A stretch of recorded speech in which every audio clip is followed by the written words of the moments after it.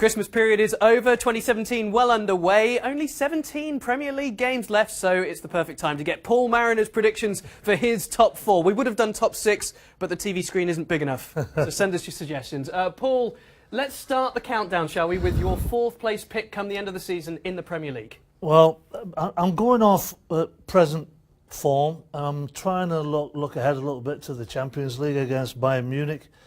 I just think it's going to be a difficult ask for Arsenal to get anywhere close to the Premiership this season. I just feel that there's part of me says that they can push on, but when I see Giroud playing through the middle, it just concerns me. I just don't think they have enough to get up that this league table anymore. So I've got my fingers crossed that they finish fourth. Not a great deal of confidence. Gosh, it sounds like pain in your voice. It is. Trust me. The limits laid bare again for Arsenal. I've got Tottenham actually finishing fourth, right, as well as they're going at the moment. Their 6 wins in a row. I just see them having a few tricky fixtures coming up, and I think the Europa League will actually play a part.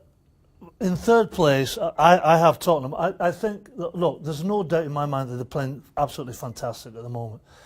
What we've got to factor in is the Europa League is going to be starting up soon. I'm also factoring in what happened at the end of last season. They just sort of, the wheels came off towards the end of the campaign. So I think they play great stuff. I love Pochettino, but I see them coming third. Okay, I've got in third place Manchester United, given the run that they're on at the moment, and something you were talking to me about is their fixtures coming up. Seem all winnable. Well, absolutely. Look, I think this is a very, very difficult question. I don't know whether we've both got too much confidence in this, but the next few games, up until the 26th of February, Manchester United have got some very easy fixtures, and then they've got on the 26th they've got the Manchester derby against City.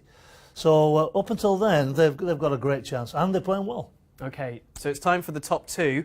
I'll let you go first with this one. Well, I'm going with Liverpool. I think that the way that Klopp's got them going, good for them now that they've got Coutinho back. Obviously, they miss Mane, he's away at the African nations. But I just like that the way they play this high press. It seems that not many teams can play beyond that high press. They seem to have boundless energy. Obviously a little question mark about Clavin at the back. I'm not quite sure when's Matip going to get in to strengthen that defence, but I think they've got enough in the tank to finish second. I'm with you. There we go. Liverpool in second place. They just seem to be at the moment a very exciting side and gathering momentum. Which leaves us... Well, I mean, everybody probably knows what number one's going to be. Look, the elephant in the room is the Costa situation. If Conte can come to some arrangement with ownership and with Costa to make sure that he stays until the end of the season, and then who knows what happens after that. I think they've got enough. We saw at the weekend against Leicester, for me, they came out the block so fast. They got the early goal through Alonso, and they looked together.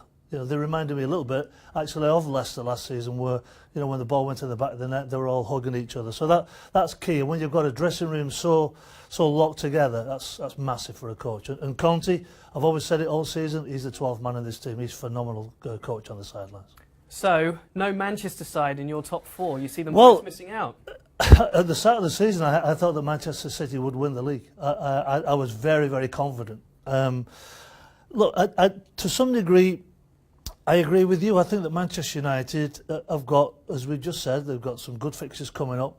They've got the momentum. Mourinho seems to have his swagger back. They seem to be going for it, you know, like Ferguson used to do in the late stages of the game. So there's no reason, you know, why they can't. But it's I just feel that those four teams may just have enough to keep City and Manchester United out. Okay, well, that's the thoughts of Paul Mariner. Let us know what you think, of course, at Twitter at ESPNFC and, of course, at ESPNFC.com. Keep it here.